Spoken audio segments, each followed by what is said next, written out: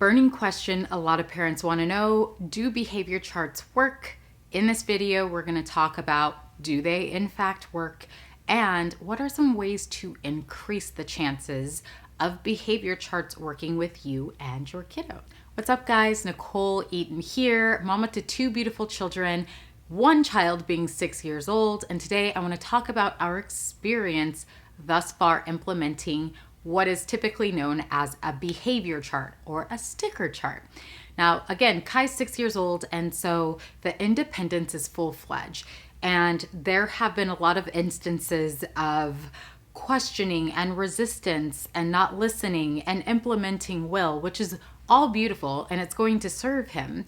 But in this family unit, we need some structure, we need some boundaries. While our typical method of conscious communication is a really effective tool that we continue to utilize, we came to learn, as parents do every day, that Kai was going to need a little bit more support. So me and my lovely sister-in-law, yet again, got to problem solving and we thought, why don't we try a behavioral chart? Now, originally, I actually had some resistance around implementing something like a behavioral chart because what I didn't want to do was highlight bad behaviors or really even get into the labels of good and bad. My mantra with Kai is at every moment you have a choice, and your choices may have positive consequences or negative consequences. And this is something I really want him to be able to innately consider before he makes a choice. So even though I had some resistance around the behavioral chart, we found a solution that's working really great for our family thus far and is really aligned with the bigger vision of our parenting goals, which I'll touch on in a second. So, do they work? So far, it's working for us. But here are two really important things I think you should consider before setting up a behavior chart. First and foremost, consider your implementation strategy. I think a kid can be completely demotivated to participate in any sort of behavioral system if it's too complicated. So keeping the rules for engagement or play really simple. In looking at our behavioral chart, we started with two main rules. First rule is you can earn stickers by basically having a positive attitude and demonstrating good listening skills or helping or going above and beyond, right? Being really thoughtful. And the second rule is that in order for Kai to be eligible for any sort of screen time on any given day, he has to earn at least 2 of the 3 stickers in any given day. So again, you really want to make it age appropriate for your child, and Kai being 6.5 years old, it's easy for him to understand these 2 basic rules and to keep them in the forefront of his mind as he goes about his day. So speaking more about implementation, again, as a parent, keep it as simple for yourself as possible. The way we structure the behavioral chart is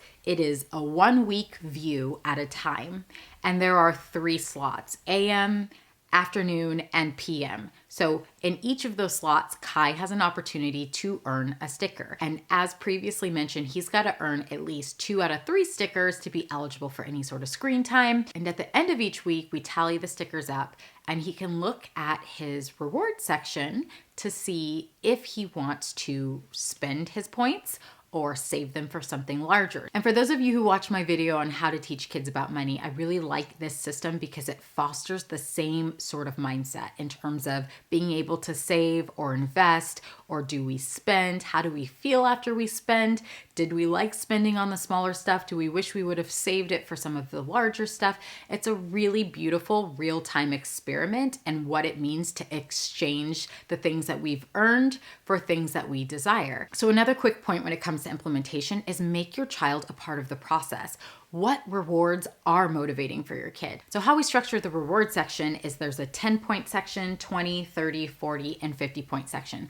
And I literally sat down with Kai and I said, what sounds exciting to you? What would be really cool to earn? What's something that you really desire? And we broke up each of those desires based off each section. So whether it's a 10-point desire that he wants, maybe it's a smoothie or a costume for Halloween, or a 50-point desire is like a bigger experience, maybe going to a water park or doing go-kart racing. And this was such a big piece for us because you could just see his whole body light up. He was so excited to see each item listed in the section and to feel as though every day he has an opportunity to work towards that. And there was a really big shift in his behavior right off the jump. So we've talked about implementation. The second piece of this is vision. I don't think that a behavioral chart is going to necessarily work if you're a parent without a larger parenting vision. A vast majority of parents will not take the time to sit down and think about a clear parenting vision. When you are implementing this behavioral chart, you got to ask yourself, why am I doing this? It's got to be bigger than I just want my kid to behave better or I want obedience. It's got to be linked to a bigger parenting vision. If parents would take the time to get really clear on their bigger parenting vision, so much of the noise in our day-to-day life would be reduced. We'd spend less time on YouTube Googling, does this work? Should we try this? Pros and cons. All of that noise gets reduced because we understand whether a tool or a system is inherently aligned with our bigger vision.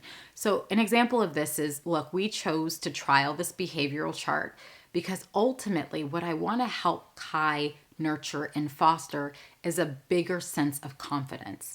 And while the behavioral chart starts as an external motivator for him to do things that are aligned with his priorities, his values, and his internal guidance system, once he gains the confidence that he can actually behave in a way that feels good to him, that helps reinforce what feels right for him and what feels wrong for him, then he doesn't need the external motivation anymore. He's so sound in what feels good and what's natural in terms of his behavior that moral sense of right or wrong, or for him, positive consequences and negative consequences, is enough for him to continue behaving in a way that benefits him and ultimately society at large. But I'm totally okay with giving an external system or motivator for a 6-year-old to start, and also showing him how powerful he is, that even if the day doesn't start off great, he's got everything he needs to pivot and make the day go so much better than it started. But at age 6, this is such a beautiful start to that bigger parenting vision. And for my parents who listen to this and feel really called to craft and get clear on your parenting vision, I have a masterclass that will support you deeply in this process. It is called Visionaries.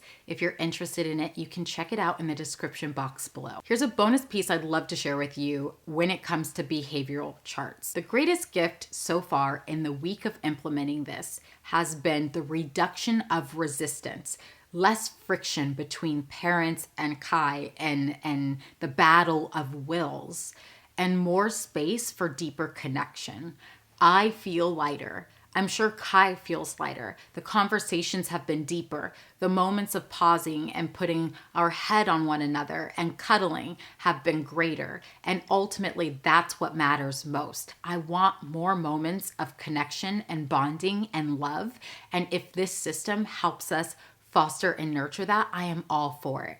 I will do a part 2 saying, does this last long term? And if you have any questions about the implementation or the vision piece of the behavioral system, please drop it below and I'll be sure to answer those questions in part 2. Thank you so much for hanging out with me. I hope this was helpful and I'll catch you in the next video. Bye.